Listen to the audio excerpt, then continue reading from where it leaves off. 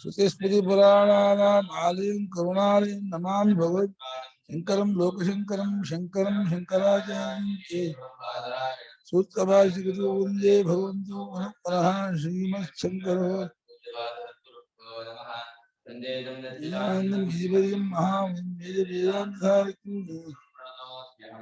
सम्प्रदायिकं नय्यमीदं ददानं ददानं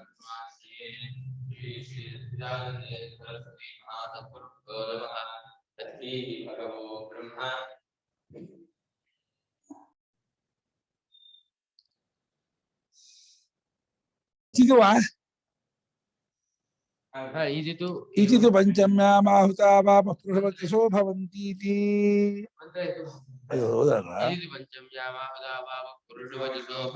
स उल्बावतो गर्भो दशवा नववा मासान्तशयित्वा यावद्वाथ जायते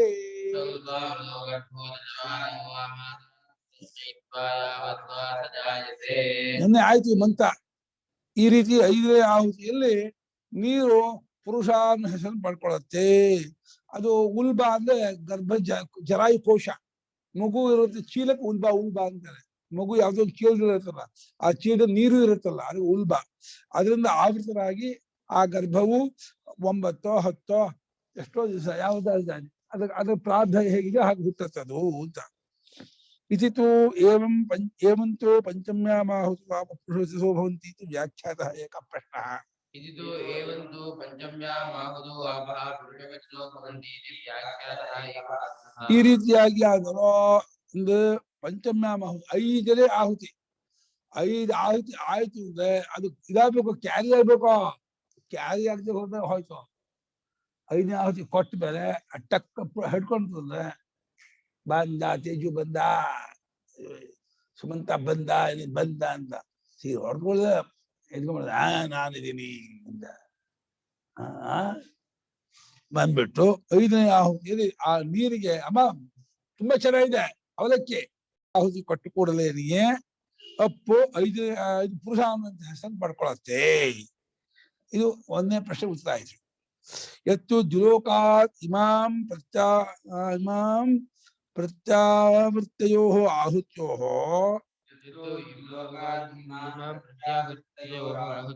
पृथिवीं पुरुषं स्त्रियं क्रमेण आविश्य लोकं प्रत्युत्थायी भवति इति वाजसनेके उक्तं तत् प्रासंगिकं यः उच्यते. ಯಾವುದೋ ದ್ವಿಲೋಕದಿಂದ ವಾಪಸ್ ಬರುವಾಗ, ದ್ವಿಲೋಕಕ್ಕೆ ಹೋಗುವಾಗ ಒಂದು ದ್ವಿಲೋಕದ ಹೋಮ ಮಾಡಿದ್ಮೇಲೆ ಸೋಮರಾಜ ಹುಡ್ತಾನೆ. ಸೋಮರಾಜ ಹುಟ್ಟಿದ ಮೇಲೆ ಅಲ್ಲಿಂದ ವಾಪಸ್ ಬರುವಾಗ ಈ ಇಮಾಮನ ಈ ಭೂಮಿಯ ಕುರಿತು ಪ್ರತ್ಯಾವೃತ್ತ ಆಹುತಿಗಳು ವಾಪಸ್ ಬರುತ್ತವೆ. ಆಹುತಿ ರೂಪದ ಪರಿಣಾಮ ಅದು ಆ ಪುರುಷ. ಆಹುತಿ ರೂಪದ ಪರಿಣಾಮ ಆಹುತಿಯ ವಾಪಸ್ ಬರುವಾಗ ಭೂಮಿಗೆ ಬರುತ್ತಲ್ಲ, ಭೂಮಿಗೆ ಬಂದು ಪುರುಷನಿಗೆ ಸೇರ್ಕೊಂಡು ಸ್ತ್ರೀಗೆ ಸೇರ್ಕೊಂಡು ಆಮೇಲೆ ಈ ಲೋಕವನ್ನು ಪ್ರವೇಶ ಮಾಡುತ್ತವೆ ಎಂಬುದಾಗಿ ಏನು ಶತಪಥ ಬ್ರಾಹ್ಮಣದಲ್ಲಿ ವಾಸನೇಕ ಬೃಹದಾನಿಕದಲ್ಲಿ ಏನು ಹೇಳಿದೆ ಅದು ಪ್ರಾಸಂಗಿಕವಾಗಿ ಹೇಳಿದ್ದು. ಅದನ್ನು ಅಲ್ಲಿ ಹೇಳಿದ್ದನ್ನೇ ಇಲ್ಲಿ ಪ್ರಾಸಂಗಿಕವಾಗಿ ಹೇಳ್ತಾ ಇದೆ. ಅಲ್ಲಿ ಪ್ರಾಸಂಗಿಕ ಅಲ್ಲ, ಬೃಹದಾನಿಕದಲ್ಲಿ ಏನು ಹೇಳಿದ್ದೆ ಅದನ್ನು ಇಲ್ಲಿ ಪ್ರಾಸಂಗಿಕವಾಗಿ ಅನುವಾದ ಮಾಡ್ಕೊತಾ ಇದೆ. ಇದು ಪಂಚಾಗ್ನಿ ವಿದ್ಯೆ ಹೇಳೋದು ಮುಖ್ಯ, ವಾಪಸ್ ಬರೋದು ಹೇಳೋದು ಮುಖ್ಯ ಅಲ್ಲ. ಅದನ್ನ ಆ ಆವೃತ್ತಿಯನ್ನ ಆರೋಹ ಮತ್ತು ಅವರೋಹ ವಿಚಾರ ಅಲ್ಲಿ ಏನು ಹೇಳಿತ್ತು ಅದನ್ನ ಇಲ್ಲಿ ಅನುವಾದ ಮಾಡ್ಕೊತಾ ಇದೆ ಪ್ರಾಸಂಗಿಕವಾಗಿ. ಅದು ಇಲ್ಲಿ ಪಂಚಾಗ್ನಿ ವಿದ್ಯೆ ಪ್ರಧಾನವೇ ಹೊರತು ಇಲ್ಲಿ ಆರೋಹ ಅವರೋಹ ವಿಚಾರ ಪ್ರಧಾನ ಅಲ್ಲ. ಯಚ ಪ್ರಥಮೇ ಪ್ರಶ್ನೆ ಉಕ್ತಂ ವೇತ್ತ ಯದ್ ಇತೋ ಅಧಿಪ್ರಜಾಪಯಂತಿ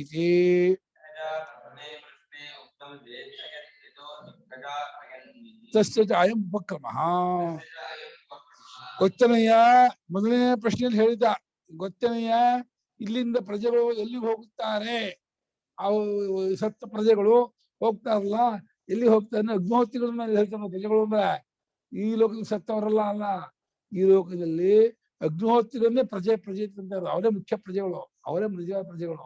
ಬಾಕಿಯವರೆಲ್ಲ ಉದರಂಭರಯ ತಿನ್ಕೊಂಡು ಮಾಡ್ಕೊಂಡು ಏನೋ ಇರ್ತವರು. ಈ ಅಗ್ನಿಹೋತ್ರಿಗಳು ಪ್ರಜೆಗಳು ಇಲ್ಲಿಂದ ಎಲ್ಲಿ ಹೋಗುತ್ತಾರೆ ಎಂದು ಗೊತ್ತಾ ಅಂತ ಮೊದಲನೇ ಪ್ರಶ್ನೆ ಏನ್ ಕೇಳಿತ್ತು. ಅದೇ ಆರಂಭ. ಅದಕ್ಕೆ ಉತ್ತರ ಕೊಡೋಕೆ ಇದು ಆರಂಭ ಮಾಡ್ಕೊತಾ ಇದೆ. ಸಗರ್ಭ ಅಪಾಂ ಪಂಚಮಃ ಪರಿಣಾಮ ವಿಶೇಷ ಆಹುತಿ ಕರ್ಮ ಸಂವಾಯಿನೀನಾಂ ಶ್ರದ್ಧಾಶಬ್ದವಾಚ್ಯಾನಾಂ ಉಲ್ವಾವೃತಃ ಉಲ್ಬೇನ ಜರಾಯುಣ ಆವೃತಃ ವೇಷ್ಟಿತಃ ದಶಮ ನವಮಾಮಹಲ ಅಂತಹ ಮಾತುಃಕುಕ್ಷೌ ಶಯಿತ್ವಾ ಯಾವತ್ ಕಾಲೇನ ನ್ಯೂನೇನ ಅತಿರಿಕ್ತೇನ ವಾ ಅಥ ಅನಂತರಂ ಜಾಯತೆ. ಆ ಗರ್ಭವು ಅಂದ್ರೆ ತಾಯಿ ಹೊಟ್ಟೆ ಪ್ರವೇಶ ಮಾಡಿದ ಆ ಗರ್ಭವು ಅದೇ ಅಪ್ಪಿದ 5ನೇ ಆಹುತಿ. ಅದು ಆ ಗರ್ಭವೇ ಅಪ್ಪಿದ 5ನೇ ಆಹುತಿ. ಅದು ಆಹುತಿ ಪರಿಣಾಮ ವಿಶೇಷ. ಅದು ಆಹುತಿ ಎಂಬ ಆಹುತಿ ಕೊಡೋದು ಕರ್ಮಗಳನ್ನು ಸೇರಿಕೊಂಡದ್ದಾಗಿರುವ ಶಬ್ದಾನುಶಬ್ದದ ಕರೆಸಿಕೊಂಡಂತಹ ಆ ಅಪ್ಪು ಅದು ಗರ್ಭ ಪ್ರವೇಶ ಮಾಡಿದ್ಮೇಲೆ ಅದು ಉಲ್ಬ ಆವೃತ. ಉಲ್ಬ ಅಂದ್ರೆ ಚೀಲಕ್ಕೆ ಹೆಸರು. ಗರ್ಭೋ ಜರಾಯುರಾವೃತ ಉಲ್ಬಂಜಃ ಜನ್ಮನ ಜನ್ಮನ ಉಲ್ಬಂಜಹಾತಿ. ಉಲ್ಬವನ್ನ ಎಸ್ಕೊಂಡ್ಬರ್ತಾನೆ, ಅದೇ ಕ್ಯಾರಿ ಮಾಡೋದು. ಗರ್ಭೋ ಜರಾಯುಣ, ಜರಾಯು ಉಲ್ಬ ಎಲ್ಲ ಒಂದೇ ಅರ್ಥ. ಉಲ್ಬಾವೃತ ಉಲ್ಬೇನ ಅಂದ್ರೆ ಜರಾಯುಣ ಅಂತ ಬಂದ್ಬಿಟ್ಟಲ್ಲ. ಉಲ್ಬದಿಂದ ಅಂದ್ರೆ ಜರಾಯುವಿನಿಂದ ಆವೃತವಾಗಿ, ಆವೃತ ಅಂದ್ರೆ ಸುತ್ತೋದೆ ಪಟ, ಅದು ಚೀಲ.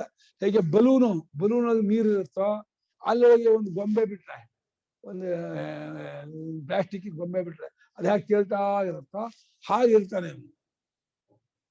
ಬಲೂನ್ ಗೊಂಬೆ ಒಳಗೆ ನೀರು ತುಂಬಿಟ್ಟು ಅದರೊಳಗೆ ಒಂದು ಪ್ಲಾಸ್ಟಿಕ್ ಗೊಂಬೆನ ಗಂಡಿಸ ಹಂಗೆ ಹಾಕ್ಬಿಟ್ರೆ ಅದು ಹೇಗೆ ಕೇಳ್ತಾ ಇರುತ್ತೋ ಆ ರೀತಿ ತಾಯಿ ಹೊಟ್ಟೆ ಒಳಗೆ ಈ ಮಗು ಕೇಳ್ತಾ ಇರುತ್ತೆ.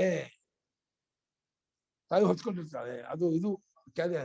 ಅದು ಪಕ್ವ ಆದ್ಮೇಲೆ 9 ತಿಂಗಳು ಆದ್ಮೇಲೆ ಆಟೋಮೆಟಿಕ್ ಅದು ಹೇಗೆ ತೆಂಗಿನಕಾಯಿ ಹಣ್ಣಾಮೆ ಉದುರುತ್ತಾ ತಾನೇ ಬರ್ಲೇಬೇಕು. ಅಲ್ಲಿರಕ್ಕಾಗಲ್ಲ. ಪರಿವೇಷ್ಟಿತವಾಗಿ 10, 9, 9, 10 ಬೇಕಾಯ್ತು. 10, 9 ಶ್ರುತಿ ಆಗಲೇ ಹೇಳ್ತಾ ಇದೆ. 10, 9 ತಿಂಗಳ ಕಾಲ ತಾಯಿಯ ಹೊಟ್ಟೆಯಲ್ಲಿ ಮಲ್ಕೊಂಡಿದ್ದು ಯಾವದ್ವಾ ಅಥವಾ ಅದಕ್ಕೆ ಹೆಚ್ಚು 10ಕ್ಕೂ ಹೆಚ್ಚು ಆಗ್ಬೋದು, 9ಕ್ಕೂ ಕಮ್ಮಿ ಆಗ್ಬೋದು, ಏನು ಮಾಡೋಕ್ಕಾಗಲ್ಲ. ಅವರ ಕರ್ಮಾನುಸಾರವಾಗಿ ನ್ಯೂನೇನ ಅತಿರಿಕ್ತೇನೋ ಅಂದ್ಬಿಟ್ಟು ಕಮ್ಮಿ ಕೆಲಸ ಇದಾಗುತ್ತೆ. Pre delivery, prepone delivery, prepone ಆಗುತ್ತೆ, ಪೋಸ್ಟ್ಪೋನ್ ಆಗುತ್ತೆ, ಏನು ಮಾಡೋಕ್ಕಾಗಲ್ಲ. ಅದು ಅವರವರ ಇದಕ್ಕೆ ಬಿಟ್ಟಿದ್ದು. ಅನಂತರ ಜಾಯತೆ, ಅದರ ಕರ್ಮ ಮುಗಿದ ಕೂಡಲೇ ಆ ಗರ್ಭವಾಸ ಕರ್ಮ ಮುಗಿದ ಕೂಡಲೇ ಹುಟ್ಟುತ್ತಾನೆ. ಉಲ್ಬಾವೃತ ಇತ್ಯಾದಿ ವೈರಾಗ್ಯ ಹೇತು ಇದು ಮುಚ್ಚತಿ. ಯಾಕೆ ಆ ಉಲ್ಬಾವೃತ ವಿಚಾರ ತಗೊಳ್ತಾ ಇದ್ರೆ ನೀವು? ಅದು ಗೊತ್ತಿರೋದಿದೆ ಲೋಕದಲ್ಲಿ. ಗರ್ಭಕೋಶ ಉಲ್ಬಂಧದಿಂದ ಆವೃತವಾಗಿರುತ್ತೆ, ಜರಾಯುಕೋಶ. ಅದೇನು ಶ್ರುತಿ ಹೊಸದಾಗಿ ಅದನ್ನು ಹೇಳೋದ್ರಲ್ಲಿ ಏನು ವಿಶೇಷ ಅಂದ್ರೆ ವೈರಾಗ್ಯಕ್ಕೆ. ನಿಮ್ಗೆ ಗೊತ್ತಿದೆ, ಹೌದು, ಗೊತ್ತಿರುವಂತಹ ಉಲ್ಬಾವೃತ ವಿಚಾರವನ್ನ ಇಲ್ಲಿ ಅನುವಾದ ಮಾಡ್ಕೊತಾ ಇರೋದು ಯಾತಕ್ಕೆ? ನಿಮ್ಗೆ ವೈರಾಗ್ಯ ಉಂಟಾಗದಿದೆ. ಹೇಗೆ ವೈರಾಗ್ಯ ಹೇಳ್ತಾರೆ? ಕಷ್ಟಂ ಹಿ ಮಾತು ಪೋಕ್ಷವು ಮೂತ್ರ ಪುರೀಶ ವಾತ ಪಿತ್ತ ಶ್ಲೇಷ್ಮಾದಿ ಪೂರ್ಣೆ ತದ್ ಅನುಲಿಪ್ತಸ್ಯ ಗರ್ಭಸ್ಯ ಉಲ್ಬ ಅಶುಚಿ ಪಟಾವೃತಸ್ಯ ಲೋಹಿತ ರೇತು ಅಶುಚಿ ಬೀಜಸ್ಯ ಮಾತುರಶಿತ ಪೀತ ರಸಾನುಪ್ರವೇಶೇನ ವಿವರ್ಧಮಾನಸ್ಯ ನಿರುದ್ಧ ಶಕ್ತಿ ಬಲವೀರ್ಯ ತೇಜ ಪ್ರಜ್ಞಾ ಚೇಷ್ಟಸ್ಯ ಶಯನಂ ತತಃ ಯೋನಿದ್ವಾರ ಪೀಡ್ಯಮಾನಸ್ಯ ಕಷ್ಟತರಾ ನಿಸ್ಸೃತಿ ಜನ್ಮೇತಿ ವೈರಾಗ್ಯಂ ಗ್ರಾಹಯತಿ. ಇನ್ನೊಂದ್ಸಲ ಆ ತಾಯಿಯ ಗರ್ಭಕ್ಕೆ ಹೋಗುವಂತಹ ಕರ್ಮ ಮಾಡಬೇಡಿ, ಮತ್ತೆ ಹುಟ್ಟುವಂತಹ ಒಂದು ಅವಕಾಶವನ್ನು ಇಟ್ಕೋಬೇಡಿ. ಈಗ ಬಂದಿದ್ದೀರಲ್ಲ, ಈಗಲೇ ಮುಕ್ತರಾಗ್ಬಿಡಿ ಅಂತ ನಮಗೆ ವೈರಾಗ್ಯವನ್ನ ಹೇಳ್ತಾ ಇದೆ. ಏನು ಅಲ್ಲಿ ಹೋದ್ರೆ ಏನ್ ಕಷ್ಟ ಅಂದ್ರೆ, ಅಯ್ಯೋ ತಾಯಿ ಹೊಟ್ಟೆಯಲ್ಲಿ ಇರೋದು ಅಂತಂದ್ರೆ ಕಷ್ಟಂ ಖಲು, ಕಷ್ಟವಲ್ಲವೇ? ಮಾತುಃಪುಕ್ಷವು ತಾಯಿಯ ಹೊಟ್ಟೆ ಒಳಗೆ ಅದು ಮೂತ್ರ ವಾಸನೆ ಪುರೀಶ ಅಮೇಧ್ಯ ಪಕ್ಕದಲ್ಲೇ ಇರುತ್ತೆ. ಆ ಶೀಲ ಈ ಕಡೆ ಒಂದ್ ಕಡೆ ಉಚ್ಚೆ, ಅದು ಚೀಲದ ಒಳಗಿರಲ್ಲ, ಚೀಲದ ಹೊರಗಡೆಗೆ ಉಚ್ಚೆ, ಕಕ್ಕ, ಕೀವು, ಅಯ್ಯೋ ಗಲೀಜ್ ಅದರೊಳಗಿರ್ಬೇಕು. ಮೂತ್ರ ಪುರೀಷ ವಾತ ಪಿತ್ತ, ವಾತ ಪಿತ್ತ ಕಫ ಇದನ್ನ ತುಂಬ ಹೋಗಿರುತ್ತೆ ದೇಹ. ದೇಹ ಅಂತ ಹೇಳ್ತಾನೆ ವಾತ ಪಿತ್ತ ಕಫಗಳ ಅವ್ರದ್ದಲ್ಲ ಎಲ್ಲಾ ದೇಹವು, ಗಂಡಸ ದೇಹವು ಅಂತದ್ದೆ, ಹೆಂಗಸ ದೇಹ ಮಾತ್ರ ಹೀಗಿದ್ದಲ್ಲ. ಎಲ್ಲಾ ದೇಹವು ವಾತ ಪಿತ್ತ ಕಫ ಇರೋದು ತುಂಬ ಹೋಗಿರೋದು. ಅದನ್ನ ಬೆಳ್ಕೊಳ್ತಾನೆ ಅವನು. ಆ ಮಗು ಶರೀರ ಆ ಇದ್ರೊಳಗಿರುವ ಆ ಗರ್ಭಚೀಲದೊಳಗಿರುವ ಲೋಳದೊಳಗೆ ನೀರಿನ ಬಳ್ಕೊಳ್ತೆ. ಅದು ಲಿಪ್ತ ಗರ್ಭ, ಅದು ಉಲ್ಬ ಆವೃತ. ಉಲ್ಬ ಅನ್ನುವಂಥ ಒಂದು ಬಟ್ಟೆ, ಅದು ಅಶುಚಿ ಪಟ, ಕೊಳಕ ವಾಸನೆ, ಕೆಟ್ಟ ವಾಸನೆಯ ಬಟ್ಟೆಯಿಂದ ಆವೃತವಾಗಿರುವ ಆ ಗರ್ಭಚೀಲದಿಂದ ಕೂತ್ಕೊಂಡು, ಅದು ತಾಯಿಯ ಶೋಣಿತ, ತಂದೆಯ ರೇತಸ್ಸು, ಇದರಿಂದ ಅದು ಅಶುಚಿ, ಅದು ಗಲೀಜು, ಕೆಟ್ಟ ವಾಸನೆ. ಏನು ವಾಸನೆ ಯಪ್ಪಾ ಪರಮಾತ್ಮ, ಜನ್ಮೇ ಬಿ ಆ ಜನ್ಮ ಕೊಡ್ಬೇಡಪ್ಪ. ರೋಹಿತ ರೇತ ಅಶುಚಿ ಬೀಜ, ಅದನ್ನ ಆ ಅಶುಚಿಯನ್ನೇ ಕಾರಣವಾಗಿ ಇಟ್ಕೊಂಡಿರುವ. ಅಷ್ಟೇ ಅಲ್ಲ, ತಾಯಿ ಏನ್ ತಿಂತಾಳೋ ಏನ್ ಕುಡಿತಾಳೋ ಅದರ ರಸ ಪ್ರವೇಶ ಆಗುತ್ತೆ. ಅದು ಖಾರ ಆಗ್ಬಿಟ್ಟಿದ್ರೆ ಒದ್ದಾಡುತ್ತೆ ಮಗು. ತಾಯಿ ಖಾರ ಇಷ್ಟಬಿಟ್ರೆ ಅವ್ರಿಗೆ ಗರ್ಭಿಣಿ ಆಗಿದ್ದಾಗ ಉಪ್ಪು ಇಷ್ಟ ಆಗತ್ತೆ, ಹುಳಿ ಇಷ್ಟ ಆಗತ್ತೆ, ಖಾರ ಇಷ್ಟ ಆಗತ್ತೆ. ತಪ್ಪು ತಿನ್ಬಾರ್ದವ್ರು, ಅವ್ರು ಸಪ್ಪೆ ಊಟ ಮಾಡ್ಬೇಕು ಅಂತ. ಅವ್ರು ಸಪ್ಪೆ ಇಷ್ಟ ಆಗಲ್ಲ. ಅವ್ರ ನಾಲಿಗೆಗೆ ರುಚಿ ಆಗಿರ್ತಕ್ಕಂಥದ್ದು ಹುಣಸೆ ಹಣ್ಣು ತೊಕ್ಕಬೇಕು ಅಂತ ಅಪೇಕ್ಷೆ ಆಗುತ್ತೆ. ಹುಣಸೆ ಹಣ್ಣಿನ ತೊಕ್ಕು ತಿಂದ್ಬಿಟ್ರೆ ಆ ತೊಕ್ಕು ನಾಲಿಗೆ ಹಿತ ಆಗ್ಬಹುದು, ಆ ಮಗುಗೆ ಅದು ಹಿತ ಆಗಲ್ಲ. ಹೊಟ್ಟೆ ಒಳಗೆ ಡಾಕ್ಟರ್ ಬೈತಾರೆ, ಅದ ತಿನ್ಬೇಡಿ, ಅದನ್ನ ಮಾಡ್ಬಾರ್ದು ಅಂತ. ಆದ್ರೆ ತಾಯಿಗೆ ಆಗಲ್ಲ, ಕುಡಿಯುತ್ತೆ. ತುಂಬಾ ಕಷ್ಟ. ಅದು ಚಪ್ಪೆ ಎಷ್ಟು ಸಪ್ಪೆ ಇರಕಾಗ್ತದೆ. ತಾಯಿ ತಿಂದಂತಹ ಏನ್ ಅನ್ನ ಉಂಟು, ಏನ್ ರಸ ಉಂಟು, ಅದರ ಅದು ಪ್ರವೇಶವಾಗುವ ಮೂಲಕ ಬೆಳಿಬೇಕು. ಇದು ಯಾವುದೋ ಈ ಶಿಶು ಬೆಳಿಬೇಕು, ವಿವರ್ಧ ಮಾನಸ ಬೆಳೆಯುತ್ತಿರುವಂತಹ ಶಿಶುವಿಗೆ. ಮತ್ತು ನಿವೃದ್ಧ ತನ್ನ ಶಕ್ತಿಯೆಲ್ಲ ತಡೆ, ಏನು ಮಾಡೋ ಸ್ವಾತಂತ್ರ್ಯ ಇಲ್ಲ. ಈ ಕೈಯನ್ನು ಮಾಡ್ಕೊಂಡು ಮಲ್ಕೊಂಡು ಹೋಗುತ್ತೆ ಮಗು ಒಳಗೆ. ಈ ಕೈ ಹೀಗೆ ಇಟ್ಕೊಂಡು ಆ ಎರಡು ಕೈ ಮೇಲೆ ಮಲ್ಕೊಂಡು ಹೋಗುತ್ತೆ. ವಿರುದ್ಧ ಅಂದ್ರೆ ತಡೆ ಹಿಡಿದದ್ದಾಗಿರುವ ಶಕ್ತಿ, ಬಲ, ವೀರ್ಯ, ತೇಜಸ್ಸು, ಪ್ರಜ್ಞಾ ಯಾವುದಕ್ಕೂ ಅಲ್ಲಿ ಅವಕಾಶ ಇಲ್ಲ. ಯೋಚನೆ ಮಾಡೋಕ್ಕೆ, ತಿಳ್ಕೊಳಕ್ಕೆ, ಮಾಡಕ್ಕೆ ಏನಿಲ್ಲ. ಸುಮ್ಮನೆ ರೊಟ್ಟಿಲಿ ಹಾಕ್ತಾ ಇರುತ್ತೆ. ರೊಟ್ಟಿಲಿ ಆಡ್ತಾ ಇದೆಯಾ ಮಗು, ತಿರುಗ್ತಾ ಇದೆಯಾ, ಇದಾಗ್ತಾ ಇದೆಯಾ, ಆಗ್ತಾ ಇದೆ, ಆದ್ರೆ ಆರೋಗ್ಯ ಆಗಿದೆ ಅಂತ ಅರ್ಥ. ರೊಟ್ಟಿಲಿ ಆಗ್ಬೇಕು. ಆದ್ರೆ ರೊಟ್ಟಿಲಿ ಆಗ್ಬೇಕು, ಅದಕ್ಕೆ ಎಷ್ಟು ಕಷ್ಟ ಹಿಂಸೆ ಅನುಭವಿಸ್ಬೇಕು. ದಿಸ್ ಇಸ್ ನೋ ಆಪ್ಷನ್, ಅದೇನು ಆಪ್ಷನ್ ಇಲ್ಲ ಯಪ್ಪ. ಆಮೇಲೆ ಯೋನಿ ದ್ವಾರ ಹೊರಗೆ ಬರ್ಬೇಕಲ್ಲ, ಅಯ್ಯೋ ಅಲ್ಲಿ ಬಾಳೆಹಣ್ಣು ಸಣ್ಣ ತೂತ ತೊಳ್ದಂಗಾಗುತ್ತೆ. ಅದು ಮಗು ದೊಡ್ಡದಾಗಿರುತ್ತೆ, ಜಾಗ ಅಷ್ಟು ಜಾಗ ಇರಲ್ಲ, ಅದು ಹಿಚ್ಕೊಂಡು ಬರ್ಬೇಕು. ಅದು ಬರ್ಬೇಕಾದ್ರೆ ಅದಕ್ಕೆ ತಕ್ಕಷ್ಟು ಜಾಗ ಇದೆ. ಇವಾಗ ಏನು ಸಿಸೇರಿಯನ್ ಮಾಡ್ಬಿಡ್ತಾರೆ, ಇದನ್ನ ಮಾಡಿ ಫ್ಯೂಚರ್ ಮಾಡ್ಬಿಡ್ತಾರೆ, ಅವಕಾಶ ಬರುತ್ತೆ. ಆದ್ರೆ ನಿಜವಾಗಿ ನಾರ್ಮಲ್ ಡೆಲಿವರಿಲಿ ಆ ಮಗುಗೆ ಕಷ್ಟ ಆಗತ್ತೆ ಅಂತಂದ್ರೆ ಪಾಪ. ತಾಯಿಗೆ ಎಷ್ಟು ಕಷ್ಟ ಗೊತ್ತಾ? ತಾಯಿಗೆ ಲಭೋ ಹೊಡ್ಕೋಬೇಕು. ತಾಯಿಗೊಂದು ಪುನರ್ಜನ್ಮ. ಅಯ್ಯೋ ರಾಮ, ಏನ್ ಕಷ್ಟಮ್ಮ ಇದು, ಈ ಕಷ್ಟ ಬೇಕಮ್ಮ. ಅಯ್ಯಮ್ಮ ರಾಮ ರಾಮ ಪರಮಾತ್ಮ, ಏನ್ ಮಾಡುದು ಮತ್ತೆ ಗರ್ಭ ಪ್ರವೇಶ ಬೇಡ ನನಗೆ. ಲಿಂದು ಮಾಭಿಗಾಮ್ ಲಿಂದು ಮಾಭಿಗಾಮ್ ಶೇತ ಮದತ್ತ ಶೇತಂ ಲಿಂದು ಮಾಭಿಗಾಮ್. ಅದು ಜನ್ಮೇ ಬಿ ನನಗೆ ಆ ರೇತ ಸಂಬಂಧ ಬೇಡ, ಆ ತಾಯಿ ಗರ್ಭ ಸಂಬಂಧ ಬೇಡ, ಗರ್ಭವಾಸ ಬೇಡ, ಪುನರ್ಜನ್ಮ ಬೇಡ ಅಂತ ಅನ್ಸ್ಬೇಕು. ಆ ಯೋನಿ ದ್ವಾರ ಹೊರಗೆ ಬರ್ಬೇಕಾದ್ರೆ ಪೀಡ್ಯಮಾನ ಹಿಚ್ಕೊಂಡ್ಬಿಡುತ್ತೆ. ಮುಂಗೆಲ್ಲ ಅದುಕ್ತಾ ಇರುತ್ತೆ. ಅದು ಬರ್ಬೇಕು, ಅಲ್ಲಿ ಬರೋಕ್ ಜಾಗ ಇಲ್ಲ. ಈ ಸಣ್ಣ ನಿನಗೆ ನಿನ್ ದೇಹಕ್ಕೆ ಮುಕ್ಕಾಲು ಅರ್ಧ ಕಿಟಕಿ ಹೋಗಿ ಮುಂದೆ ಮೈಯ ತರ್ಸ್ಕೊಂಡು ಹೋಗುತ್ತೆ. ಅಲ್ಲಿ ಇದಾಗಿದ್ರೆ ಅದ್ರ ಸಾಫ್ಟ್ ಆಗಿದ್ರೆ ಉಜ್ಕೊಂಡು ಬರುತ್ತೆ ರಬ್ಬರು ಸುತ್ತ. ಅದ್ರ ಹೋಗುವುದು ಹೊರಗೆ ಹೆಂಗ ಹೋಗ್ತೀಯ? ನಿನ್ ಮುಕ್ಕಾಲಷ್ಟೇ ಇರೋದು, ನೀವು ಹೋಗೋ ಸ್ಥಿತಿ ಇಲ್ಲ. ಒಬ್ಬರು ಕಿತ್ಕೊಂಡು ಹೋಗ್ಬೇಕು. ಅಯ್ಯಪ್ಪಾ ರಾಮ, ಯೋಚನೆ ಮಾಡ್ಕೊಂಡ್ರೆ ಭಯ ಆಗತ್ತಮ್ಮ. ಅಯ್ಯೋ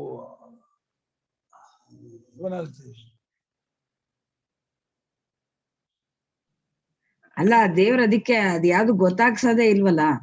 ಅಲ್ಲಮ್ಮ ಅಲ್ಲ ತಾಯಿಗ್ ಮಾತ್ರ ನೋವು ಅಷ್ಟೇ ಹೊರತು ಮಗುಗೇನ್ ಗೊತ್ತಾಗೋದಿಲ್ಲ. ಮಗು ಹಿಂಸೆ ಆಗುತ್ತಮ್ಮ. ಆಗುತ್ತೆ, ಅದಕ್ಕೆ ಜ್ಞಾಪಕನೇ ಇರಲ್ವಲ್ಲ ಅನ್ನೋದು ನಾ ಹೇಳಿದ್ದು. ಇವಾಗಿಲ್ಲ, ಅವಾಗ ಒದ್ದಾಡುತ್ತೆ, ಹಿಂಸೆ ಆಗುತ್ತೆ. ಅದು ಹೇಳೋದ್ ಬಾಯಿ ಇರಲ್ಲ, ಏನ್ ಮಾಡೋದು, ಒದ್ದಾಟ ಬರುತ್ತೆ.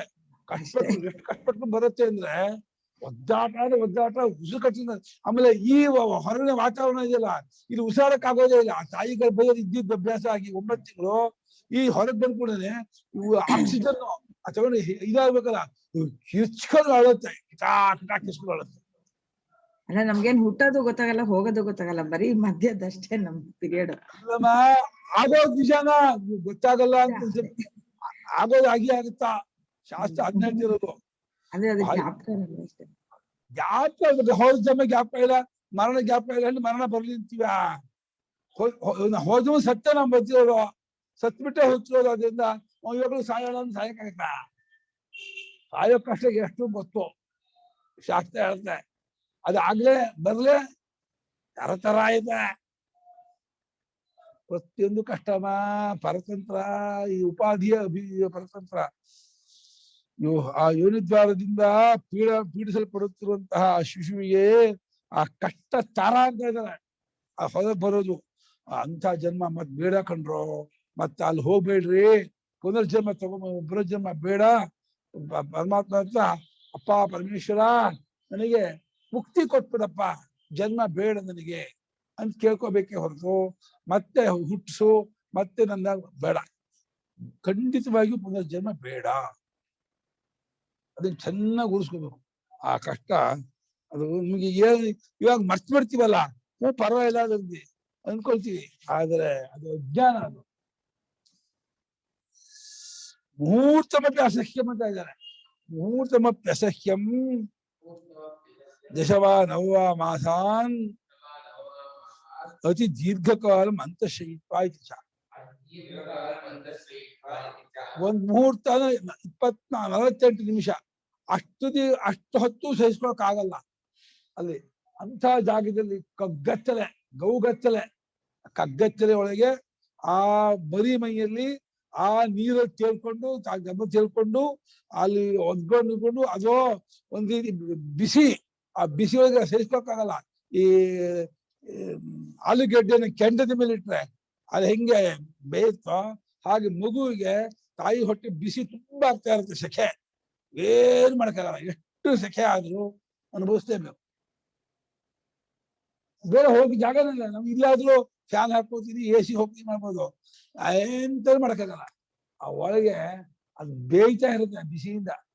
ಯಪ್ಪಾ, ಆ ಟೆಂಪ್ರೇಚರು ಆ ಮಗುಗ್ ಆಗಲ್ಲ, ಇಳಿಸ್ಕೋಕಾಗಲ್ಲ, ಒದ್ದಾಡುತ್ತೆ, ಬಿಲಿ ಬಿಲಿ ಬಿಲಿ ಒದ್ದಾಡುತ್ತೆ.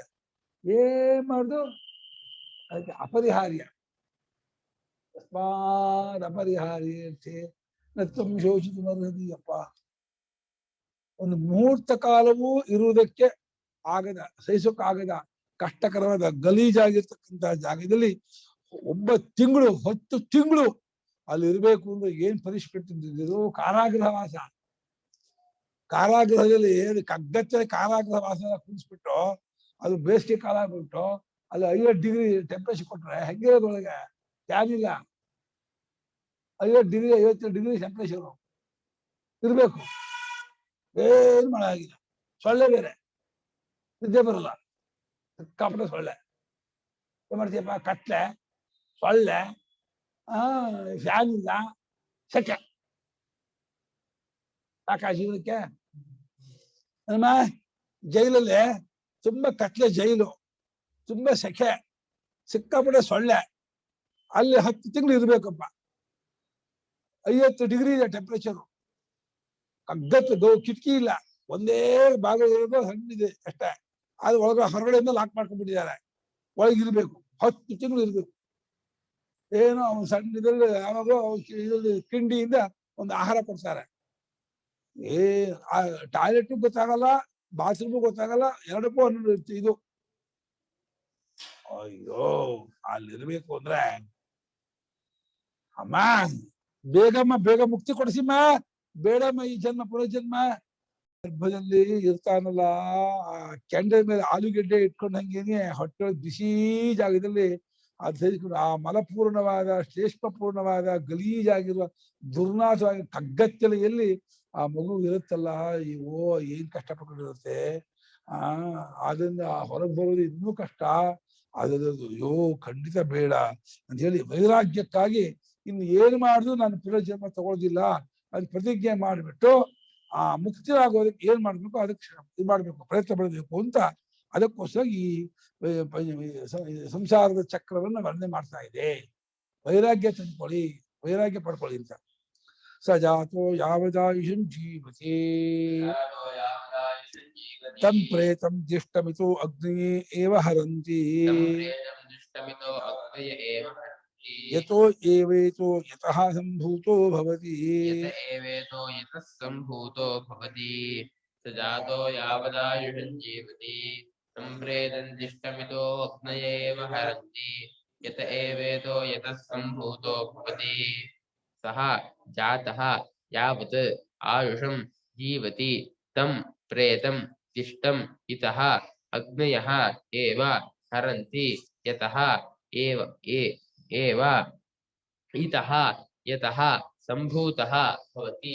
ಅಚ್ಚತ್ತೂರ ಬಿಚ್ಚತ್ತೂರ ಧೇನುಂಶ ಅಲ್ಲ, ಅಜಾಯುಷ ಆಯುಷ ಆಯುಷ ವಂಶದಿಂದ ಬರುತ್ತೆ. ಆಯುಷಂ ಅಂತ ಇದೆ. ಆಯುಹೋ ಆಯುಷಂ. ಸಜಾತಃ ಆ ಹುಟ್ಟಿದಂತಹ ಮಗು ಅವನಿಗೆ ಎಷ್ಟು ಆಯುಷ್ಯ ಇದೆಯೋ 60, 70, 80, 90 ಇರ್ತಾನೆ, ಅಷ್ಟು ಬದುಕಿರ್ತಾನೆ. ಆಮೇಲೆ ಸಾಯ್ತಾನೆ. ಮತ್ತೆ ಸತ್ತ ಅನ್ಕೊಳ್ಳೇನೆ ಎಲ್ಲ ಬರ್ತಾರೆ, ನೆಂಟರು ಎಷ್ಟು ಬರ್ತಾರೆ, ಚಟ್ಟ ಕಟ್ತಾರೆ. ಚಟ್ಟ ಕಟ್ಟಿಬಿಟ್ಟು ಅದ ಮೇಲೆ ಮಲಗಿಸಿ ಬಾಯಿಗೆ ಅಕ್ಕಿ ಕಾಳು ಹಾಕಿಬಿಟ್ಟು ಯಾರನ್ನು ಅಯ್ಯೋ ಲಂಬ ಲಂಬ ಅಳಿಸ್ಬಿಟ್ಟು ಹೋಗ್ಬಿಟ್ಟು ಸತ್ತ ಅಂತ ಹತ್ಕೊಂಡ್ಬಿಟ್ಟು ಆಮೇಲೆ ತಗೊಂಡು ಹೋಗ್ತಾರೆ. ಅಗ್ನಿಯೇ ಹರಂತಿ, ಅಗ್ನಿಗಾಗಿ. ಯಾಕೇನು ಯಥೋ ಯಥ ಏಂಬುದ, ಯಾವುದರಿಂದ ಬಂದಿದ್ನೋ ಅಗ್ನಿಯಿಂದ ಬಂದವನು. 5 ಅಗ್ನಿ ಕ್ರಮದಿಂದ ಸುತ್ತ ಬಂದಿದ್ದ. ಅಗ್ನಿಯಿಂದ ಬಂದು ಅಗ್ನಿಯಲ್ಲೇ ಇದ್ದು ಅಗ್ನಿಯಲ್ಲೇ ಒಂದಾಗ್ತಾ ಇದ್ದಾನೆ. ಸುತ್ತಾಡಿದ್ದು ಅಗ್ನಿ ಮೂಲಕವಾಗಿ, ಇದ್ದದ್ದು ಅಗ್ನಿಯಲ್ಲಿಯೇ, ಹೋಗ್ತಾ ಇರೋದು ಅಗ್ನಿಗೆ, ಬದುಕಿದ್ದು ಅಗ್ನಿಯಲ್ಲೇ. ಆದ್ದರಿಂದ ಯತಃ ಏವ ಇತಃ ಯತಃ ಸಂಭೂತಃ, ಎಲ್ಲಿಂದ ಇಲ್ಲಿಗೆ ಬಂದಿದ್ದನೋ, ಎಲ್ಲಿಂದ ಹುಟ್ಟಿದನೋ ಅಲ್ಲಿಗೆ ಇವನನ್ನು ಕಳಿಸ್ತಾರೆ ಅಂತ ಹೇಳಿ ಹೇಳ್ತಾರೆ. ಸಹ ಏವಂಜಾತೋ ಯಾವದಾಯುಷಂ ಪುನಃ ಪುನಃ ಘಟೀಯಂತ್ರವತ್ ಗಮನಾಗಮನಾಯ ಕರ್ಮ ಕುರ್ವನ್ ಕುಲಾಲ ಚಕ್ರವತ್ವಾ ತ್ರಿಯಭ್ರಮಣಾಯ ಯಾವತ್ ಕರ್ಮಣೋಪಾಸ್ತಂ ಆಯುಃ ತಾವತ್ ಜೀವತಿ. ಆ ಹುಟ್ಟಿದಂತಹ ಆ ಜೀವನು ಅವನ ಆಯುಷ್ಯ ಎಷ್ಟಿರುತ್ತೋ, ಎಷ್ಟು ಪಡ್ಕೊಂಡ್ ಬಂದಿರ್ತಾನೋ ಅಷ್ಟು ದಿವಸ ಬದುಕೊಂಡಿದ್ದು. ಮತ್ತೆ ಮತ್ತೆ ಘಟಿ ಅಂತ ಅಂದ್ರೆ ರಾಟೆ, ಬಾವಿಗೆ ರಾಟೆ ಇದೆ, ಅದು ಘಟಿ ಅಂತ ಅಂದ್ರೆ ಗಡಿಗೆಯನ್ನು ಕಟ್ಟುವ ಯಂತ್ರ ಘಟಿ ಯಂತ್ರ. ಘಟ್ಟ ಅಂದ್ರೆ ಗಡಿಗೆ, ಗಡಿಗೆ ಅಂದ್ರೆ ಕೊಡ ಅಂತ. ಕೊಡದ ಯಂತ್ರ ಅಂದ್ರೆ ರಾಟೆ. ಆ ರಾಟೆ ಹೇಗೆ ರೈನ್ ಮೇಲೆ ಬರುತ್ತೆ, ಕೆಳಕ್ ಹೋಗುತ್ತೆ. ರಿಕ್ತ ಭವಂತಿ ಭರಿತ, ಭರಿತ ಅಷ್ಟೇ ರಿಕ್ತ. ರೈನ್ ಖಾಲಿ ಆಗ್ಬಿಟ್ಟು ಕೆಳಕ್ ಹೋಗುತ್ತೆ, ನೀರು ತುಂಬ್ಕೊಂಡು ಮೇಲೆ ಬರುತ್ತೆ, ಅಷ್ಟು ಸುರ್ಕೊಳ್ತಾರೆ, ಮತ್ತೆ ಕಳಿಸ್ತಾರೆ. ಹಾಗೆ ಇವನು ಅಲ್ಲಿಂದ ಚಂದ್ರಮಂಡ ಇಲ್ಲಿ ಬರ್ತಾನೆ, ಕರ್ಮ ಮಾಡ್ತಾನೆ, ಮತ್ತೆ ಹೋಗ್ತಾನೆ, ಪುಣ್ಯ ತುಂಬ್ಕೊಂಡು ಹೋಗ್ತಾನೆ, ಮತ್ತೆ ಭೋಗ ಮತ್ತೆ ಕೊಡ್ತಾನೆ. ಈ ರೀತಿ ಘಟಿ ಅಂತ ಗಮನಾಗಮನ, ಹೋಗೋದು ಬರೋದು ಮಾಡ್ತಾ. ಅಥವಾ ಕುಲಾಲ ಚಕ್ರ, ಕುಂಬಾರನ ಚಕ್ರ ಹೀಗೀಗ್ ತಿರುತ್ತೆ. ಅದು ರಾಟೆ ಹೀಗಿಗೆ, ಇದು ಹೀಗಿಗೆ, ಹೀಗೀಗ್ ಸುತ್ತ ಜಾತಕ್ಕೆ ಅಂದ್ರೆ ಅವ್ ಕರ್ಮ ಮಾಡ್ಲಿಲ್ಲ ಅಂದ್ರೆ ಪಶು ಜನ್ಮ, ಪ್ರಾಣಿ ಜನ್ಮ, ಪಕ್ಷಿ ಜನ್ಮ, ಕ್ರಿಮಿ ಜನ್ಮ. ಅದಕ್ಕೆ ಕುಲಾಲ ಚಕ್ರ. ತಿರ್ಯಕ್ ಭ್ರಮಣ, ಅಡ್ಡಲಾಗಿ ತಿರುಗಾಡೋದು. ವೇದೋಕ್ತವಾದ ಯಾವ ಕರ್ಮವನ್ನು ಮಾಡ್ಲಿಲ್ಲ ಅಂದ್ರೆ ಬಂತು ಗ್ರಹಚಾರ. ಅವನು ಹಿಂಗ್ ಮಲ್ಕೊಂಡ್ಬಿಡ್ತಾನೆ, 4 ಕಾಲು ಬಂದ್ಬಿಡುತ್ತೆ. 4 ಕಾಲು ಇಲ್ಲ ರೆಕ್ಕೆ ಬರುತ್ತೆ, ಈಗ ಹಕ್ಕಿ ಹಾರೋದು, ಇಲ್ಲ ವರ್ಮ್ಸು, ಕ್ರಿಮಿಯ ಹೀಗೆ ಹೀಗೆ ಹೀಗೆ ಹೀಗೆ ಇನ್ಸೆಕ್ಟೋ ವರ್ಮ್ಸೋ ಏನೋ ಆಗ್ತಾನೆ, ಕ್ರಿಮಿ ಆಗ್ತಾನೆ. ಇಲ್ಲ ಇದಾಗಿ ಏನ್ ಜನ್ಮ ಮಾಡಲ್ಲ ಗ್ರಹಚಾರವೇ, ಬೇಕಾ ಜನ್ಮ ಅಲ್ಲ ಸ್ವಾಮಿ ಪರಮಾತ್ಮ, ಏನೇನು ಮತ್ತೆ ಪುನರ್ಜನ್ಮ ಕೊಡ್ಬೇಡಪ್ಪ, ನಿನ್ನ ಪಾದಕ್ಕೆ ಸೇರಿಸ್ಕೊಂಡ್ಬಿಡು, ನಿನ್ನ ಪಾದದಲ್ಲಿ ಒಂದ್ ಮಾಡ್ಕೊಂಡ್ಬಿಡು, ಮತ್ತೆ ಹುಟ್ಟುದ್ ಬೇಡ.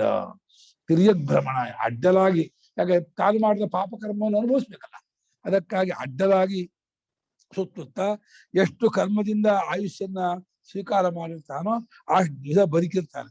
ಬದುಕಿದ್ದು ಇಲ್ಲಿ ಬಹಳ ಮೀಸೆ ತಿರ್ಸ್ಕೊಂಡು ಮೂರ್ ಫ್ಲೋರ್ ಮನೆ ಕಟ್ರೆ, ಅದನ್ನ ಕಾರ್ ತಗೊಂಡೆ, ಹಂಗನ್ ಮಾಡ್ಕೊಂಡೆ, ಅದನ್ನ ಮಾಡ್ಕೊಂಡೆ, ಏನೇನೋ ಜಂಬ ಕೊಚ್ಕೊತಾ ಇರ್ತಾನೆ. ಹಂಗ್ ಮಾಡ್ದೆ, ಹಿಂಗ್ ಮಾಡ್ದೆ, ಅದನ್ ಮಾಡ್ದೆ, ಇದನ್ ಮಾಡ್ದೆ, ಅದನ್ನ ತಗೊಂಡೆ ಅಂತ ಏನ್ ಜಂಬ ಕೊಚ್ಕೊಂಡಿದ್ದು ಮಾತಾಡಿದ್ದು ಮಾಡ್ತಾರೆ. ಆಮೇಲೆ ಆಯ್ತು, ವಯಸ್ಸಾಯ್ತು, ಹಲ್ಲೆಲ್ಲ ಉದುರ್ತೋ, ಕಣ್ಣೆಲ್ಲ ಕಾಣಿಸ್ತಿಲ್ಲ, ಕಿವಿ ಕೇಳಿಸ್ತಿಲ್ಲ, ನಡೆಯೋಕ್ಕಾಗಲ್ಲ, ತಿಂದಿದ್ ಜೀರ್ಣ ಆಗಲ್ಲ. ಅಯ್ಯೋ ಭಗ್ಗದಂತೋ ಭಗ್ಗ ದೃಷ್ಟಿ, ಕಟುತಿಕ್ತ ಕಷಾಯ ಭಕ್ಕು, ದಂತ ಬಿದ್ದೋಯ್ತು, ದೃಷ್ಟಿ ಗರಿಯೋದು. ತಿನ್ಬೇಡ್ರಿ, ಕಷಾಯ ತಿನ್ರಿ, ಒಂದ್ ಸ್ವಲ್ಪ ಒಗರು ತಿನ್ರಿ, ಒಗಸಿ ತಿನ್ನಿ, ಸಪ್ಪೆ ತಿನ್ರಿ, ಜಾಸ್ತಿ ತಿನ್ಬೇಡಿ ಅಂತ ಹೇಳಿ ವಯಸ್ಸಂಶ ಮಾಡ್ತಾರೆ. ಏನ್ ತಿಂದು ದಕ್ಕಲ್ಲ, ಏನ್ ಯಾವಾಗ ಹಸಿವಾಗತ್ತೆ, ತಿಂದೇ ದಕ್ಕೋದಿಲ್ಲ, ಬಹಳ ಕಷ್ಟ. ಏನ್ ಮಾಡೋದು ಗೊತ್ತಾಗಲ್ಲ. ತಿನ್ಬೇಕು ಅಂತ ಆಸೆ, ತಿನ್ನಕ್ ಆಗಲ್ಲ, ತಿಂದೇ ದಕ್ಕೋಲ್ಲ, ರಂಗಿಲ್ಲ, ಹೆಲಟ್ ಹಾಕ್ಬಿಡ್ಬೇಕು. ಏನ್ ಮಾಡೋಣ, ಹಂಗೆ ಬಂದ್ಬಿಡುತ್ತೆ. ಅಯ್ಯೋ ಗ್ರಹಚಾರ. ತಮೇನಂ ಕ್ಷೀಣಾಯುಷಂ ಪ್ರೇತಂ ಮೃತಂ ಜ್ಯೇಷ್ಠಂ ಕರ್ಮಣ ನಿರ್ದಿಷ್ಟಂ ಪರಲೋಕಂ ಪ್ರತಿ ಯದಿ ಚೇತ್ ಜೀವನ್ ವೈದಿಕೆ ಕರ್ಮಣಿ ಜ್ಞಾನೇ ವಾ ಅಧಿಕೃತಃ ತಮೇನಂ ಮೃತಂ ಇತಃ ಅಸ್ಮಾತ್ ಗ್ರಾಮಾತ್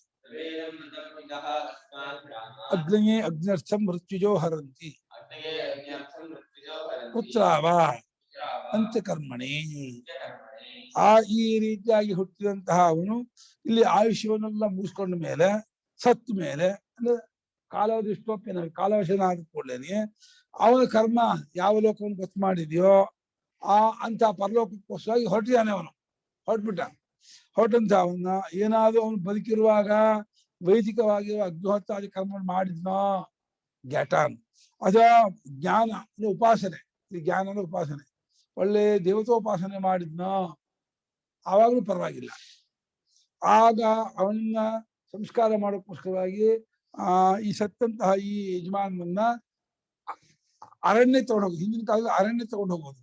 ಅರಣ್ಯ ಅಂದ್ರೆ ಸ್ಮಶಾನ ಊರಿಗಿಂತ 1-2 ಕಿಲೋಮೀಟರ್ ದೂರ ಇರ್ತದೆ, 1-2 ಕಿಲೋಮೀಟರ್. ಯಾಕಂದ್ರೆ ಊರ ಹತ್ರ ಮಾಡಬಾರ್ದು ಅಂತ.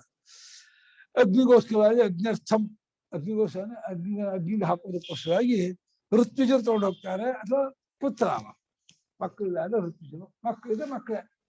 ಋತ್ವಿಜ ಬರ್ಲೇಬೇಕು, ಯಾಕೆ ಅಂತ್ಯಷ್ಟಿ ಮಾಡ್ಬೇಕಲ್ಲ. ಮೊನ್ನೆ ನಮ್ಮ ಶಿಂಗು ತಾಯಿಗೆ ಪಿತೃಭೇದ ಮಾಡ್ಬೇಕಲ್ಲ, ಇದು ಅಗ್ನಿಹೋತ್ರ ತಂದೆ ಸೀದಮಯ ಅಗ್ನಿಹೋತಿ ಅಲ್ವನ, ಅದರಿಂದ ಆ ಅಗ್ನಿಯೆಲ್ಲ ಕೊಡ್ಬೇಕು ಅವ್ರಿಗೆ. ಅಗ್ನಿ ಭಸನ ಮಾಡಿ, ಅಗ್ನಿಹೋತ್ರ ಮಾಡಿ, ಹಾಗೆ ಇದು ಅದಕ್ಕೆ ಪ್ರೇತಾಗ್ನಿಹೋತ್ರ ಹೆಸರು. ಅಡಿಗಡೆಯಿಂದ ಎತ್ಕೊಂಡು ಹೋಗ್ತಾರೆ ಸಮಿತನ್ನ ಪ್ರಣಯಕಾರಿ ಮಾಡಿಬಿಟ್ಟು, ಆಮೇಲೆ ಅದಕ್ಕೆ ಇಟ್ಕೊಂಡು ಆ ಅಗ್ನಿಯಲ್ಲಿಯೇ ದಹನ ಮಾಡ್ತಾರೆ. ಸರ್ವಾಗ್ನಿಯಲ್ಲಿ ದಹನ ಮಾಡೋದು. ಪುಣ್ಯ ಆಹ್ವಾನಿಯ ಅಗ್ನಿ ಸುಡ್ತಾರಬೇಕಾ,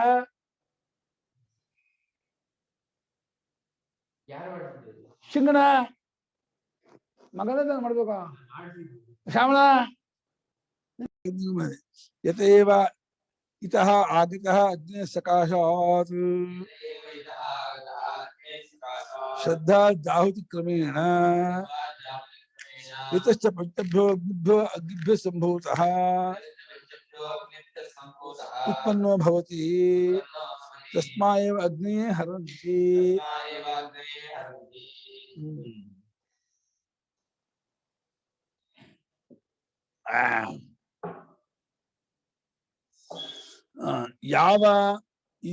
ಯಾವಾತದಿಂದಲೇ ಯಾವ ಅಗ್ನಿಯಿಂದಲೇ ಇಲ್ಲಿಗೆ ಬಂದಿದ್ನವನು, ಬಂದಿದ್ದು ಅಗ್ನಿಯಿಂದಲೇ. ಅವನು ಅಗ್ನಿ ಮೂಲಕ ಸಂಚಾರ ಮಾಡ್ಕೊಂಡೇ ಬಂದಿದ್ದ. ಶ್ರದ್ಧಾ ಪರ್ಜನ್ಯ, ಶ್ರದ್ಧಾ ವೃಷ್ಟಿ, ಅನ್ನ ರೇತಸ್ಸು, ಈ ಕ್ರಮದಿಂದ ಬಂದ.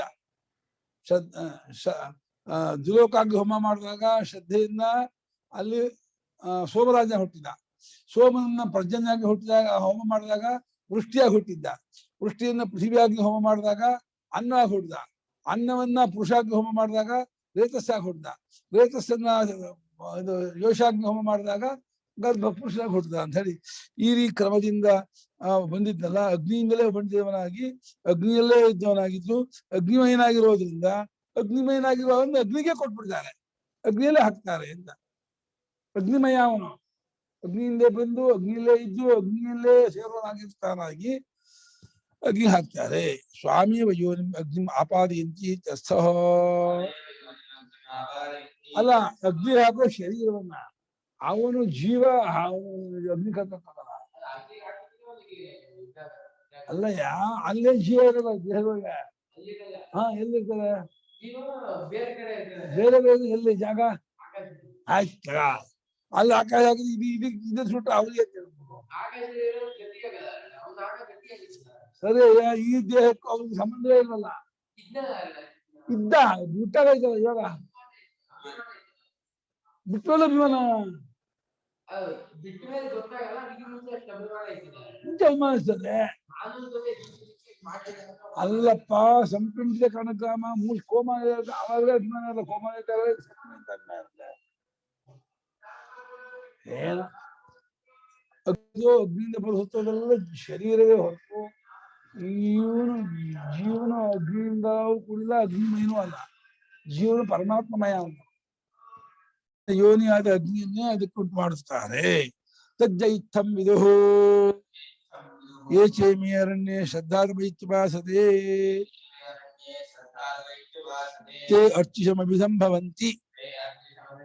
ಅರ್ಚಿಷೋ ಅಹಃ ಅನ್ನ ಆಪೂರ್ಯಮಾಣ ಪಕ್ಷಂ ಆಪೂರ್ಯಮಾಣ ಪಕ್ಷಾದ್ಯಾನ್ ಷಣೋದಂಗ್ಯ ಜಮಾಸಾಗಸ್ತಾನ್ ಮಾಸೇಭ್ಯ ಸಂವತ್ಸರಂ ಸಂವತ್ಸರಾದಾದಿತ್ಯಂ ಆದಿತ್ಯಾಚ್ಚಂದಮಸಂ ಚಂದಮಸೋ ವಿದ್ಯುತಂ ತತ್ಪುರುಷೋ ಅಮಾನವಃ ಸ ಏನಾನ್ ಬ್ರಹ್ಮ ಗಮಯತಿ ಏಷ ದೇವಯಾನ ಪಂಥಾಃ ಇತಿ.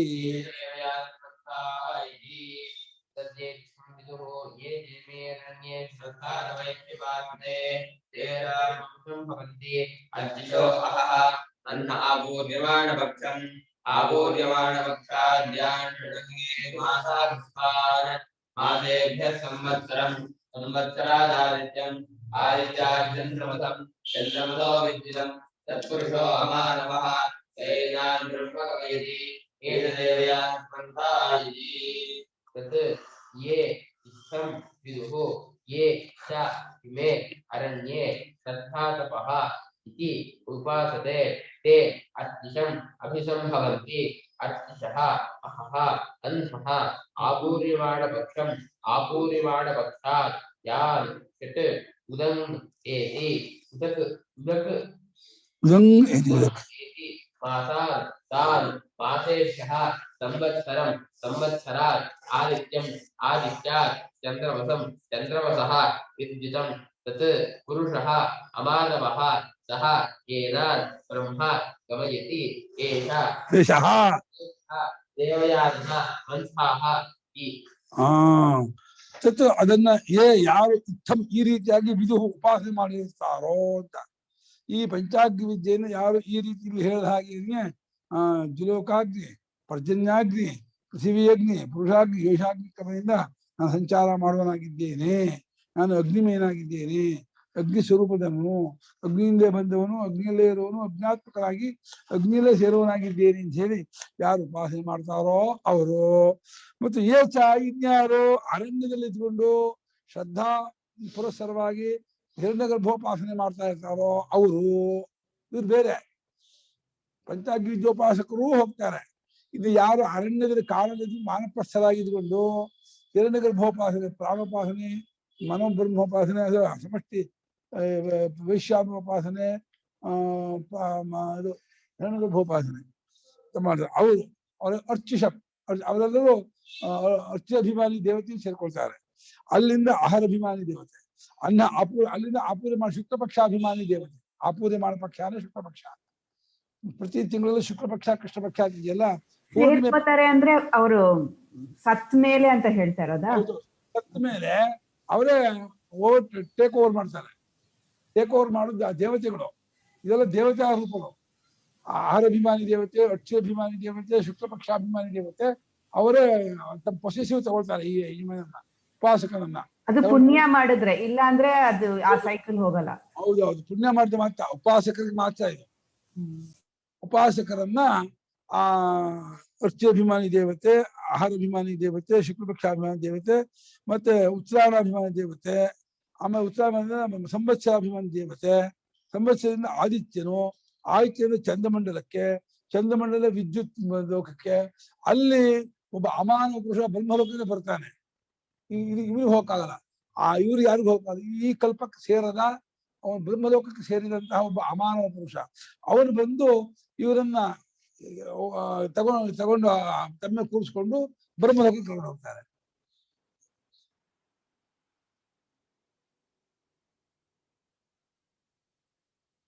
ಸೊ ಈಗ ಬ್ರಹ್ಮಲೋಕಕ್ಕೆ ಹೋಗ್ತಾರೆ, ಚಂದ್ರಲೋಕಕ್ಕೆ ಹೋಗಲ್ಲ. ಬ್ರಹ್ಮಲೋಕ ಇದು ಉಪಾಸಕರು, ಪಂಚಾಗ್ನಿ ವಿದ್ಯೆ ಉಪಾಸಕರು ಬ್ರಹ್ಮಲೋಕಕ್ಕೆ ಹೋಗ್ತಾರೆ. ಸತ್ಯಲೋಕಕ್ಕೆ, 7ನೇ ಲೋಕ ಸತ್ಯಲೋಕ ಇದೆಯಲ್ಲ. ಸೊ ಉಪಾಸಕ ಮಾಡಿಲ್ಲ ಅಂದ್ರೆ ಚಂದ್ರಲೋಕಕ್ಕಾದ್ರೂ ಹೋಗ್ಬೋದು, ಅಥವಾ ಎಲ್ಲೂ ಹೋಗ್ತೇ ಇಲ್ಲೇ ಸುತ್ತಾಡ್ಕೊಂಡಿರ್ತಾರೆ. ಉಪಾಸಕ ಕರ್ಮಿಗಳಾಗಿದ್ದೆ ಚಂದ್ರಲೋಕ, ಕರ್ಮಿಗಳಾಗಿದ್ರೆ, ಕರ್ಮಿಯೂ ಅಲ್ಲ ಉಪಾಸಕನೂ ಅಲ್ಲ ಅಂದ್ರೆ ಇಲ್ಲೇ ಕ್ರಿಮಿಕೀಟ ರೌಂಡ್. ಆಯ್ತು. ಅದೇ ಮಿಶ್ರವಾಗಿದ್ದೆ ಪುಣ್ಯ ಪಾಪ ಈ ಕಡೆ ಮತ್ತೆ ಮಿಶ್ರ ಹುಡ್ತಾನೆ. ಅದು ಇಲ್ಲೇ, ಅದು ಎಲ್ಲಿ ಯಾವ ಲೋಕಕ್ಕೂ ಹೋಗಲ್ಲ, ಇಲ್ಲೇ. ಇಲ್ಲಿಂದ ಮೋಡಕ್ಕೆ ಸೇರ್ಕೊಳ್ತಾರೆ, ಮೋಡದಿಂದ ಮಳೆ ಆಗ್ಬಿಡ್ತಾರೆ, ಮಳೆ ಬಿದ್ಮೇಲೆ ಅನ್ನ ಹಾಕ್ತಾರೆ, ಅನ್ನ ತಂದೆ ಶರೀರಕ್ಕೆ, ತಂದೆ ತಾಯಿ ಶರೀರ ಹೋಗಿ ಬರ್ತಾರೆ ಅಷ್ಟೇ. ಇಲ್ಲೇ ಹೋಗ್ಬಿಡ್ತಾರೆ. ಅದು ಇದು ಹೋಗಲೇಬೇಕು. ನೇರವಾಗಿ ಸತ್ತವರು ಹುಟ್ಟಕ್ಕಾಗಲ್ಲ. ಸತ್ತವರು ರಶ್ಮಿ ಮೂಲಕ ಮೋಡಕ್ಕೆ ಹೋಗ್ಬೇಕು, ಮೋಡಕ್ಕೆ ಸೇರ್ಕೊಂಡು ಮಳೆಯಾಗಿ ಬೀಳ್ಬೇಕು, ಮಳೆಯಾಗಿ ಬಿದ್ಬಿಟ್ಟು ಅನ್ನವಾಗ್ಬೇಕು, ಅನ್ನವಾದ್ಮೇಲೆ ಅನ್ನ ಗಂಡಸರು ತಿನ್ಬೇಕು, ಆಮೇಲೆ ತಾಯಿ ಗರ್ಭಕ್ಕೆ ಹೋಗ್ಬೇಕು, ಆಮೇಲೆ ಬರ್ಬೇಕು. ಇದೇ ಪ್ರೊಸೀಜರು. ಮನುಷ್ಯ ಹುಟ್ಟೋದಕ್ಕೆ ನೇರವಾಗಿ ಇಲ್ಲಿಂದ ಹೋಗಿ ಮನುಷ್ಯ ಹುಟ್ಟಕ್ಕಾಗಲ್ಲ. ಅದು ಇನ್ನೊಬ್ಬರ ಪ್ರವೇಶ ಮಾಡಕ್ಕಾಗಲ್ಲ. ಒಂದು ಜೀವ ನೇರವಾಗಿ ಪುರುಷ ಶರೀರಕ್ಕೆ ನೇರವಾಗಿ ತಂದೆ ಶರೀರಕ್ಕೆ ಹಾಕಿ ಸೇರ್ಕೊಳಕ್ಕಾಗಲ್ಲ. ಅದು ಅನ್ನದ ಮೂಲಕವಾಗಿ ಹೋಗ್ಬೇಕು. ಅನ್ನ ಮೂಲಕ ಹೋಗ್ಬೇಕಾದ್ರೆ ಅದು ನೀರು ಹೋಗ್ಬೇಕು, ನೀರು ಹೋಗ್ಬೇಕಾದ್ರೆ ಮೋಡಕ್ಕೆ ಹೋಗ್ಬೇಕು, ಮೋಡಕ್ಕೆ ಹೋಗಿ ಮಳೆಯಾಗಿ ಬಿದ್ದು ಯಾವುದೋ ಅಕ್ಕಿಯೋ ಗೋಧಿಯೋ ಕಟ್ಲೆನೋ ಹೆಸರೋ ತರಕಾರಿನೋ ಹಣ್ಣು ಹಂಪಲು ಸೇರ್ಕೋಬೇಕು. ಅದನ್ನ ರೇತಸೇಕ ಮಾಡುವ ಪುರುಷನೇ ತಿನ್ಬೇಕು. ವಯಸ್ಸಾದ್ರು ತಿಂದ್ರು, ಸನ್ಯಾಸಿಗಳು ತಿಂದ್ರು, ಹುಡು ತಿಂದ್ರು ಪ್ರಯೋಜನ ಇಲ್ಲ. ಅದು ಮಕ್ಕಳಾಗುವ ಅವಕಾಶ ಇದ್ದು ಅದಕ್ಕೆ ತುಂಬಾ ಚಾನ್ಸ್ ಕಮ್ಮಿ. ಯಾಕೆಂದ್ರೆ ಈ ಕಾಲದಲ್ಲಂತೂ ಮಕ್ಕಳೇ ಬೇಡ ಅಂತ ಒಂದೇ ಮಕ್ಕಳು ಸಾಕು, ಒಂದ್ ಹೆಣ್ಣು ಸಾಕು ಅನ್ಕೊಂಡರು. ಹಾಗಾಗಿ ಬಹಳ ಬರೋಕ್ ಅವಕಾಶವೇ ಇಲ್ಲ. ಮುಸಲ್ಮಾನ ಹೊಟ್ಬೇಕಷ್ಟೇ, ಅಲ್ಲಿ ಜಾಗ ಇದೆ, ಅದು ತುಂಬಾ ಜನ ಬರ್ಬೋದು ಒಟ್ಟಿಗೆ. ಈ ಹಿಂದೂಗಳು ಬರೋಕ್ ಜಾಗ ಇಲ್ಲ, ಪರ್ಮಿಷನ್ನೇ ಕೊಡಲ್ಲ. ಸಾಕು ಅಂತಾರೆ, ಒಂದಾದ್ರು ಸಾಕು ಅಂತಾರೆ, ಹೆಣ್ಣಾದ್ರೆ ಸಾಕು ಅಂತಾರೆ. ಬಹಳ ಕಷ್ಟ. ಬರ್ಬೇಕು ಅಂತ ಅವಕಾಶ ಅಪೇಕ್ಷೆ ಇದ್ದು ಬರೋಕೆ ಆಗಲ್ಲ ಅವರಿಗೆ, ಬಹಳ ಕಷ್ಟ. ಬರಕ್ ಆಗಲ್ಲ ಅಂತ ಇದೀವಲ್ಲ ಗುರುಗಳೇ, ಏನನ್ನ ಅಂತ ಇದೀವಿ? ಈ ಸೂಕ್ಷ್ಮ ಶರೀರ ನಿಜ ನಿಮ್ ಮನೇಲಿ ಹುಟ್ಬೇಕು ಅಂತ ಆಸೆಪ್ಪ, ನೀವು ಪರ್ಮಿಷನ್ನೇ ಕೊಡಲ್ಲ, ಬರೋಕೆ ಅವಕಾಶ ಕೊಡಲ್ಲ. ಅದೇನ್ ಮಾಡಿದೆ ಪಾಪ, ವಾಪಸ್ ಹೋಗುತ್ತೆ. ಅದು ವಾಪಸ್ ಹೋಗಿ ಇನ್ನೆಲ್ಲೋ ಹೋಗಿ ಇನ್ನು ಸುತ್ತ ಬರ್ಬೇಕು ಬರುತ್ತೆ. ಎಲ್ಲ ಹುಟ್ಟೋಣ ಅಂತ ಆಸೆ ಪಟ್ಕೊಂಡು ಬಂದ್ರೆ ಅಲ್ಲಿ ಜಾಗವೇ ಇಲ್ಲ, ಕ್ಷೇತ್ರ ಸರಿ ಇಲ್ಲ, ಕ್ಷೇತ್ರ ಇಲ್ಲ, ಇದು ಇದಿಲ್ಲ, ಏನ್ ಮಾಡಕ್ಕಾಗತ್ತೆ, ವಾಪಸ್ ಹೋಗ್ಬೇಕು. ಅಲ್ಲ ಗುರುಗಳೇ, ಏನ್ ಬರುತ್ತೆ ಅಂತ? ಬರೀ ಈ ಸಂಸ್ಕಾರ ವಾಸನ ಅನ್ನೋದು ಅದು ಒಂದೇ ಹೋಗಿರುತ್ತಾ, ಅಥವಾ ಏನೇನ್ ಹೋಗುತ್ತೆ ಅಂತ ನಿಜವಾಗ್ಲೂ? ಅನುಶಯಿ ಹೋಗ್ತಾನೆ. ಜೀವ ಅಂದ್ರೆ ಜೀವನ ಹೆಸರು, ಆ ಜೀವ ಸೂಕ್ಷ್ಮ ರೂಪ ಜೀವ ಅನುಶಯಿ. ಅವನು ಪಂಚ ಕರ್ಮೇಂದ್ರಿಯ, ಪಂಚ ಜ್ಞಾನೇಂದ್ರಿಯ, ಮನಸ್ಸು, ಪ್ರಾಣ ಅದನ್ನು ಸೂಚಿಸ್ಕೊಂಡು ಅವನು ಹೋಗ್ತಾನೆ. ಅವನು ಹೋಗಿ ಅವನು ಸುತ್ತಾಡ್ಕೊಂಡು ಬರ್ತಾನೆ. ಮಳೆ ಆಹಾರ ಮೂಲಕ ಸುತ್ತಾಡ್ಕೊಂಡು ಬರ್ತಾನೆ. ಸುತ್ತಾಡ್ಕೊಂಡು ಬರೋವನಿಗೆ ಅವಕಾಶ ಇರ್ಬೇಕು, ಜಾಗ ಇರ್ಬೇಕು. ಹಿಂದಿನ ಕಾಲದಲ್ಲಿ 50 ಮಕ್ಕಳಾಗ್ತಿದ್ರು ಗಂಡಸರಿಗೆ. ಇವಾಗ 30ಕ್ಕೆ ಆಯ್ತು ಮಕ್ಕಳು, ನಿಂತು ಹೋಗ್ಬಿಡುತ್ತೆ. ಇಲ್ಲೇ ಇಲ್ಲ, ಒಂದ್ ಹೆಣ್ಣಾದ್ರು ಸಾಕು, ಒಂದ್ ಗಂಡಾದ್ರು ಸಾಕು ಅಂತಾರೆ. ಪಾಪ ಅವ್ರು ಊಟ ಮಾಡುವ ಅಲ್ಲಿ ಇದ್ದು ಅವ್ರಿಗೆ ಬರೋಕೆ ಅವಕಾಶ ಇಲ್ಲ. ಏನ್ ಮಾಡೋಣ, ಏನು ಮಾಡಕ್ಕಾಗಲ್ಲ. ತಿಂತಾರೆ, ಅಲ್ಲೂ ಇದಾಗ್ತಾರೆ, ಹಂಗೆ ವೇಸ್ಟ್ ಆಗಿ ಹೋಗ್ತಾರೆ, ರೇತರೂಪವಾಗ್ತಾರೆ. ರೇತರೂಪ ಆದ್ರೂ ಕೂಡ ಅವ್ರ ಮಕ್ಳು ಬೇಡ ಅಂದ್ರೆ ಇನ್ನೆಂಗೋ ವೇಸ್ಟ್ ಮಾಡ್ಕೊಂಡ್ಬಿಡ್ತಾರೆ. ಇನ್ನೇನ ಬಳಸ್ಕೊಂಡ್ಬಿಟ್ಟು ಈ ಮಕ್ಕಳಾಗಿ ಮಾಡ್ಕೊಂಡು ಪಾಪ ಅವರು ಬಂದ್ರು ವಾಪಸ್ ಹೋಗ್ಬೇಕು ಅಷ್ಟೇ, ಏನು ಪ್ರಯೋಜನ ಇಲ್ಲ.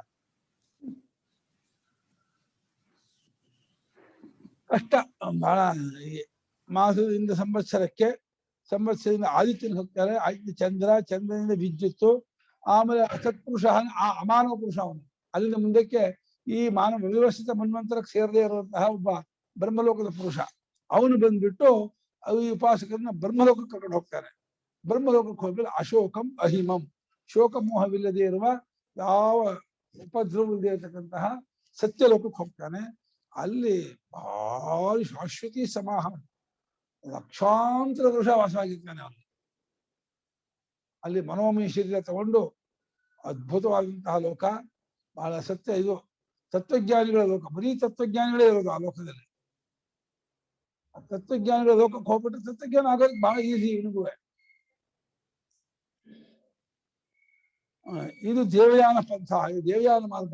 ಇದಕ್ಕೆ ದೇವಪಥ, ದೇವಯಾನ ಮಾರ್ಗ, ಉತ್ತರಾಯಣ ಮಾರ್ಗ, ಬ್ರಹ್ಮಪಥ ಅಂತ ಅನೇಕ ಹೆಸರಿದೆ. ಬ್ರಹ್ಮಪಥ ಅಂತ ಇದಕ್ಕೆ ಹೆಸರು.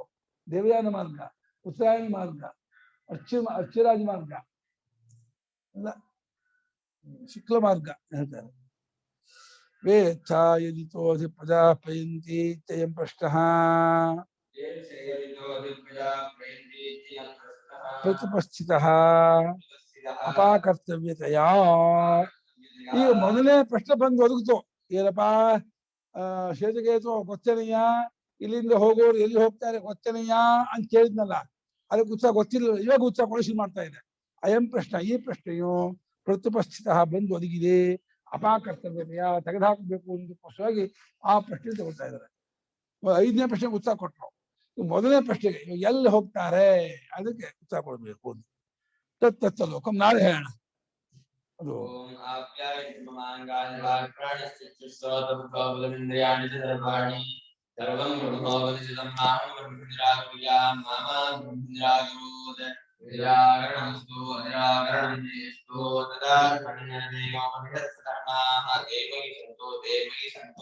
ಓಂ ಶಾಂತಿ ಶಾಂತಿ ಶಾಂತಿ.